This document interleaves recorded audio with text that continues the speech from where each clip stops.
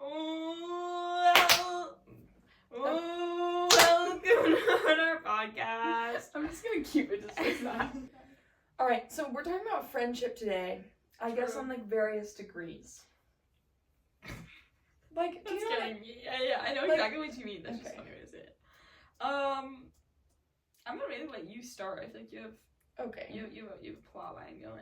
Well, I don't yeah. feel like reading that much right now. That's Oh my god, the We can just emojis. chat. Oh my god. So Guys. should we give some background? I really just found the rat emoji. She's very proud That's of herself.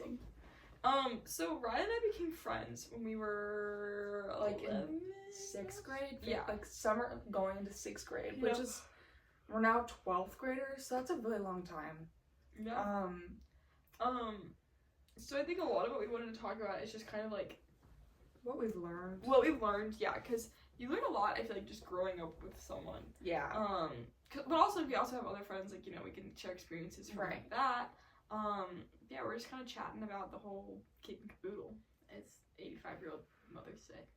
Yeah. So my first point is just like, I don't know, just how nice it is to have a friend that you're that close with and who you have gotten to grow up with.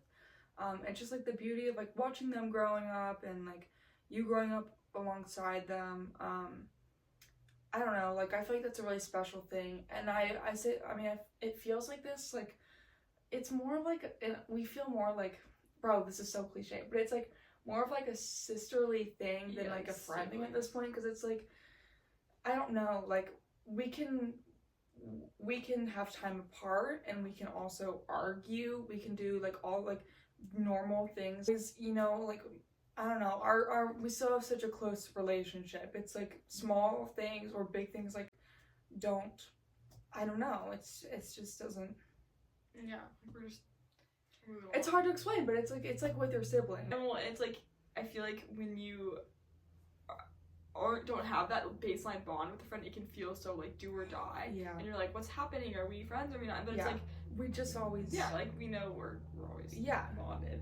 So I don't know, that's such a special thing. And like I feel like it can be really hard to keep up those kind of relationships. Yeah. But I think it's worth it. It really is hard. Like I totally get it. One piece of advice that I will give for that is, just because someone is like your sibling, like you're so close, you're like siblings, that doesn't mean you don't still have to put in the effort you put into a regular friendship. Yeah. And like that goes with any relationship. Exactly. Like you even have with to, a sibling. Even with a sibling, you have to continue putting in effort. It's not, no one's automatic. Yeah. Totally. And that's really important. Yeah, I agree. Yeah, I don't know. I feel like a best friend to that, like, in that definition is hard to come by. And I'm fortunate to have that. I don't know. I would say that, like, you know, I would try to find people like that and, like, stick. If, like, they really make you happy, like, stick with them. Because I agree, it's worth it. Yeah. And it can be, you know, work. Rise grumpy in the mornings and. Okay, we both have a problem. I know. I'm not good in the mornings, too. guys. But it's an easy example because we've talked about it before. Yes. It's like also, people just gotta like, I feel like you just gotta like chill. Like obviously, like if someone's doing something you don't agree with, like they're being mean to you and dragging you down, like don't deal with that. Right. But if you're just like kind of annoyed at somebody, like you gotta just start getting used to being like, well, like. Well, it's like a sibling thing. Like it's like sometimes it's like, it's the let them theory. Like, bro. Anyways, I feel like I'm not explaining this very well, but I'm grateful to have a best friend like that. Same. Okay. Alright. Hashtag last episode throwback. Hashtag real fans only. Real fans get it. Yeah. Or people who have equally poor music taste as to myself. What, do you want to talk next or should I talk? Yeah. Okay. So my next point is like making new friends and building a new social network, because I feel like I'm definitely more of like an introverted person and more of like a reserved person. I'd say, like, you know, it takes me a while to like really get to know somebody, and then once I do like establish that trust, you know what I mean, I feel like that's fine. Like, I feel like everybody's different in the way that they approach things socially, and it's like, whatever works for you. But like, I feel like for me, like, learning to put myself out there was definitely something that I worked on. I feel like senior year especially, because it's like, I feel like half the battle is just like reaching out and like more people are gonna say yes than say no, and it's like, I think it's important to like learn how to do that, and I don't know, and I feel like there's such a reward to it. It's like expanding your circle, and it's like there's so much more love to go around and so many more amazing people to get to know. So yeah, I think that there's a lot of like different pieces that go into doing that. For me there was, but I would say that, I don't know, I would say just go for it and do what kind of like feels right to you at the time. Again, comparison is the thief of joy. If you're more of an introverted person, like, that's totally fine. It's fine. You don't have to. You don't need to force yourself to be anything that you're not. Yeah. That's what I'm also, I wrote down that like I'm definitely not much of like a partier. Like, lots of people in our school, like, they're functioning every single weekend, which is fine. Right. Do your thing, but it's like I don't love that kind of atmosphere, you know, all like that much. Yeah, so it's like, and that's okay. Like, you don't need to be in that scene to like have a ton of friends or be super like socially fulfilled. Like, yeah, I wrote down like the energy that you put out is what will usually find you. Like, I mean, if you're into like a sport or an art or a club, like, literally just like do what you love, and you're gonna find people like-minded. And yeah, just don't be afraid to like put yourself out there and like meet new people, because like your life is always changing, other people's lives are always changing, and like you might intertwine and cross with somebody else that you never would have expected, and it might be really great. So yeah. True. I wanted to kind of pivot and talk about mainly something that I've really struggled with in different situations, not only at school but like at different summer camps or whatever. Just like a trap I really quickly fall into when I'm trying to like find friendship, and it's been so freeing, and I found like it's been so much quicker for me to find people that I really like care about and connect with when I've been able to get out of this. And so I think it's really easy to seek the validation, you know, the support, the comfort of having friends, especially when you're in a new environment. But sometimes it's really easy to like scramble and be so in this race of like, I have to keep hold of these people and I have to get these friends, that we kind of make ourselves almost like caricatures of ourselves to like do what we think we can, like, to, you know, keep someone around. And so it's really easy to fall into like what I call like the trap of the caricature. So I feel like especially in like 7th grade and then like in like 9th grade and stuff, I kind of re-upped it, where I kind of made myself into a very like characterized version of myself. I was like goofy to like a point. I pushed myself into being this sort of like, you know, like stereotypical like out of pocket, like book smart but not socially smart, like no social anxiety friend, because I thought that was what like would fit into other people's lives, you know, like I thought that was like the endearing character people would enjoy. But that is like making yourself into a character, and like, or even just like, you know, attaching yourself to a subset of your personal traits is so isolating. Yeah, it's isolating from others, it's isolating from yourself. I literally would describe it as like I was like addicted to making my friends laugh. Like I needed to constantly be the funny one, which like they would be grading on them, you know, like, cause like that's like kind of annoying after a while. And then I would read into them grading on them, and then I would like panic, and then I would just up the jokes again to like regain control. And just this like vicious cycle of just it's based in this feeling of like not having control or losing control of a situation. Yeah. And like I feel like when you like know me, like people who know me, like you, like I would describe myself honestly as like a fairly solemn person. Like I have like, I'm very like, I feel like I would say like I'm generally like a little like out there, but I would also say like I know that you're very outwardly bubbly, but like internally I know that it's, I don't know, it's a different thing. Yeah, I'm definitely like more of a, I would describe myself, solemn is I feel like the word I would use. And so, like, when I was making myself into this version for other people to enjoy, like, I was really fighting against just this main tenet of my personality. And then it, like, became this, like, weird thing, too, where when that you know, like, fundamental part of me, that kind of more, like, solemnness would fight its way, like, claw its way back out, I could not find balance with that. But, like, so, like, I feel like sometimes I'd be, like, with some people I'd be, like, so bubbly and funny and, like, desperately trying to be the jokester, the funny one, and with other people I would just be, like, so thrown off or so tired of, like, so unable to keep up the ruse, or, like, you know, keep the mask on, that I would be, like, totally just, like, emo and, like, dark and, like, and it was hard, too, because, like, either way I felt not whole. Yeah. Like, but I would only be negative. Like, I also am, like, I do like to joke around. So, like, again, it's isolating. Because not only, like, do you not receive love for your full self, but you yourself, like, don't get to be who you are. And I literally, every time I felt like I would be sitting beside people and I feel like a deceitful clown. And I feel like that's, like, actually, like, kind of a real way of, like, describing it. Yeah, I think there's definitely a point with that. I think that, when you're able to, like, sit in silence with somebody, a friend or anybody, and, like, just enjoy each other's company, no jokes, no laughter, just, like, no talking, just being comfortable in the silence, I think that's a really powerful thing.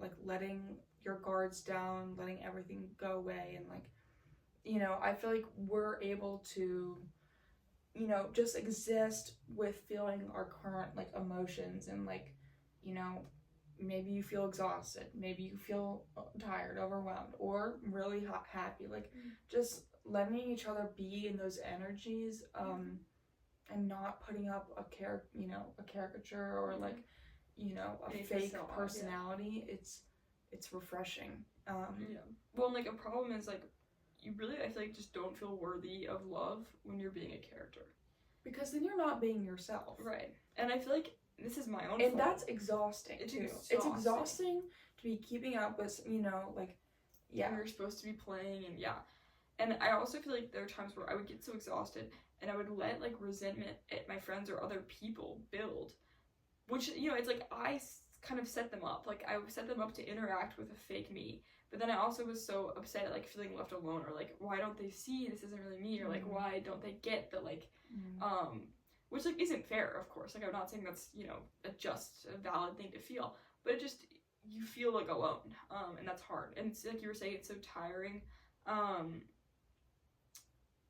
that kind of makes you feel even more desperate, because you feel like you're, like, catching up all the time, and it's also, like, it's kind of still, I feel like the effects of that, like, I still feel sometimes, because I sometimes just feel really, like, unfunny now, or, like, kind of like a drag or whatever, because I, like, feel like I ping-ponged back, you know, like, I was so, like, over the top for so long, and sometimes I still am, but, like, for, like, all the time I feel like I'm so over the top, that now I'll just be, like, being myself, and I'm like, wow, I'm, like, boring. No, I think it's just, like, I honestly think it's more, sometimes, for me, I feel like it's more inviting and more, like, I don't know, like, it's more genuine when you see people just being themselves, and allowing themselves to just feel what they're feeling. 100%. Like, almost, like, sometimes that can be more inviting than the character.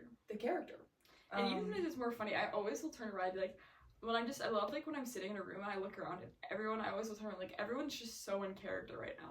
I like, absolutely love when I'm just sitting in a room and I can look around and everyone is acting like themselves. It's so funny to me. Like, I just love seeing it. It's just so interesting how we're all so different. And this is really cheesy, but it really is important to know that when you don't put up a facade, the right people will find you. Yes. Or at least, like, the right people will find you faster and more wholly. Good friends are with you. You can still, like, here's something, so you can still find good friends when you're kind of, like, putting on a character, because I feel like the good friends you get out of that are the ones who saw the cracks in your mask, and they kind of loved you, and they loved seeing you be, you know, yourself even more than when you were pretending. If they don't, again, like, we've talked about some previous episodes, if they don't enjoy you without the character, like, what's the point? You don't have time for them. I feel like a good example is, like, obviously, like, Riley and I became friends even when I was being, like, annoying. But, like, a modern example where I feel like I over last summer, I was at this 5-week program, over the summer, but like they bring out people all over the state. And so, you know, it's like you're in a foreign environment, you're living there 24/7. I just didn't have the energy to project a character all the time. And that kind of let me really quickly find one of my absolute best friends today. I mean, a bunch of really close friends, but also like a friend who like so quickly we were able to connect like just for like who we really were. And it's quicker than I ever really like had before because we were both in this like different situation where we couldn't put up a character. It was just like a click. Yeah. And I remember like literally like 2 or 3 weeks into like knowing each other, we both just like turned to each other and we were just like, we like already know you're gonna be like a bridesmaid at my wedding. Like, you know, we were just like had that thing and we literally both said out loud, like, I already know you're gonna be a bridesmaid at my wedding. Like, isn't that wild? Like, we've only known each other for this long or whatever. Yeah. And I really attribute that to the fact that we just like weren't able to put up the facades we normally might to try to fit in. And yeah, obviously like this is so tough to say and tough advice to like actually follow, but true friendship really can't be found until you drop the act. Yeah. Because like even let's say like you feel like projecting quote unquote like isn't wearing on you, even though I promise like it definitely is even if you don't realize even it. Like psychologically. Yeah. Definitely. But even if your friendship seems great while you're projecting, it's built on false ground. Not only will you ever like you'll never be able to give the love of a good friend deserves because you're holding yourself kind of at your own edges. Mm-hmm. You'll never be able to give the love your other friends deserve. Yeah. You also will never feel the security, and it really is like a security, the feeling of security of being loved wholly. And it's like the most special feeling to be loved in that way that I really can't describe. And I really haven't let myself experience that many times because I've been like hiding behind a mask. Mm-hmm. Okay, so that's my. I think that's really good advice. I think that's really good advice also, like, with growing up, just, like, generally in this life, like, or in this time of our lives, like, we're going to college soon, we're going to start new jobs and whatever soon, it's, like, we're going to be in environments that we're not comfortable in. I think it's, like, recognizing maybe that discomfort and, like, letting yourself, like taking a minute and be like, okay, wait, like checking yourself, making sure that you're being yourself, like, I think that's really good advice. I have a couple points on like what I've learned on like being a good friend over the years. And like my first point is like I think that being a good friend or having a good friend means like being somebody who is supportive and caring through like the ups and downs. But like when things go like really, really wrong or really, really great, or also just like throughout the day when like you have a bad test or you won this thing and it's like a really great thing, like being there through, or it's chicken quesadilla.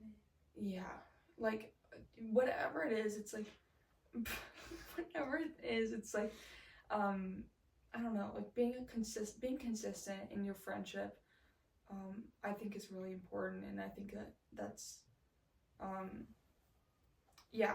another thing I wrote down is like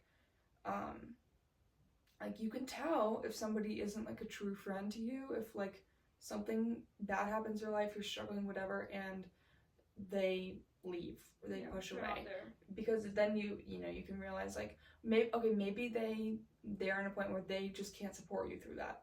That's okay, then it's just not gonna work, or like but if they can be there for you, I feel like that's a sign. Yeah. But like if you know somebody's gonna be there kind of in the after the explosion and the rubble and the heaps, like that's when you know you have someone who really like you like cares about you, and you both are in the position to like latch on to each other. Yeah. Now I've got you in my space. If I could sing, I'd sing that. Okay, do you have a point? Or should I just keep going? Do I have a point? That's such a deep question. Where do we come from? Where do we go? Where do we come from, Joe? 4 times. You do one more. Okay. Yeah. My next point is showing up for your friends and supporting them with what they love. I feel like this is like, I don't know, I feel like this is just like you should know this, like, in a friendship, you know what I mean? But it's like, I see some people, I'm like, wait, like, I don't know, I think that actively showing up for your friends and supporting their interests and whatever is Mhm. like a really important thing. And it's like it's a great feeling when somebody supports you and what you love. So reciprocating that, I think, Right. is. And if I can add in like a little thing, you can tell when that person's genuinely happy for you, or they just feel like they're doing like their duty. Yeah. You should never feel like a burden or a duty, and especially if you have to keep asking for them to support you in that way, or they make it seem like it's this whole thing that they, like they make you feel like a burden. What's going on? Yeah, I agree. I think really good friends, they're just gonna show up. They're gonna reach out. They're gonna be the ones, they're gonna be actively. And excited for you. Yes. Like your wins are their wins. Yes. Yeah. Sorry, I kind of over. Yeah. No, I agree. I have like this is, I guess, not really like a piece of advice of like how to be a good friend, but more just a piece of advice just how to like look at friendships. We say this probably. We say this like literally every episode, but comparison is the thief of joy. When I was younger, I had a bigger friend group that I honestly didn't like. It was really lonely. So then like when I met Riley, I was kind of looking for a smaller number of friendships. But especially with social media, like I feel like I've never actually fallen into this that badly. But there are times where like it's so dumb, but you'd be watching like the Hype House or something. Those ridiculous like houses, you're like, wow, like a group of like 20 people and they're all such great friends and they're so happy and they love each other so much. And I remember my mom telling me, like, 'cause she was a camp counselor, she was like, I know it seems like everyone's a family in those big groups, but I promise you it's not always as happy as it seems on the surface. And maybe it can be, like, maybe your huge friend group is great, and I'm happy for you. But it's more just, again, like, whenever you're looking at somebody else's situation and comparing it to your own, you're gonna lose the joy of your own situation. Yeah. So, like, you don't need to have a huge friend group to be super happy. But you also don't need to have, if you're in a big group and that's working for you, that's great. It's not worth spending time being jealous of people who are in different situations. Like if it's a genuine like pull, like you're not happy where you are and you would be happier in a different situation, that's great. But but if it's like if the comparison is planting a second guessing that didn't naturally resonate with you already, then why, like, don't lean into it. Just try to ignore it as much as possible. Because unless you, like, if it resonated with you originally and again there was that, like, calling to follow it, then there's something that you need to change. But if there wasn't, you're just falling into, like, this, cycle of comparison, just try to stop it as early as you can, I would say. Yeah, I think so, too. My next point is about actively listening. You kind of touched on this, too. Like, you can tell when people, like, aren't really rooting for you or, like, or they're not really, I don't know, like you can tell those kinds of things, but like actively listening is something that I think is so important in any relationship. But like you can tell when you're talking to somebody and like they're not really like comprehending what you're saying, they're just like thinking about what they're gonna say next. I think that actively listening is like I think it's really important in like a genuine friendship, and like really truly putting the energy and like seeing how they feel, what they're thinking, like I don't know, I think that's just really important. That goes along with like communication. We've talked about this a bunch, like being able to like openly communicate your feelings, which can be really hard sometimes, but I think that you have to. That goes along with like part of like emotional intelligence, and like establishing a healthy relationship. Communication's key. Real. I think I had one more point. Okay. Oh, this is not really about friendships, but it's something me and my friend from over the summer were talking about a couple weeks ago. That I feel like we were just like spitting bars. It's about like romantic partners. I really think it's important to keep in your mind that if you wouldn't want your romantic partner in your life as a friend, like if you knew you could never be anything more with your romantic partner, and you aren't still so just moved and so grateful that you get to have them in your life, why are you with them? Yeah, I agree. I feel like the best relationships start off as friends, or like you have to have like a basis of true friendship to be romantic. Right. Because why would you invest all this time in someone if you wouldn't invest it if you weren't making out? Like, I just don't get that. Yeah, I agree. Like at least for, I mean, I guess people would define things in their own ways, but I feel like for me, like, a relationship is like, it's not based on like a sexual thing or like material whatever, like a picturesque thing. It's about a emotional tie, you know. I agree. Like if you only like them for like one thing or like the idea of them, bro, why are you with it? It's not worth the time. We don't have enough time to waste on that. We just don't.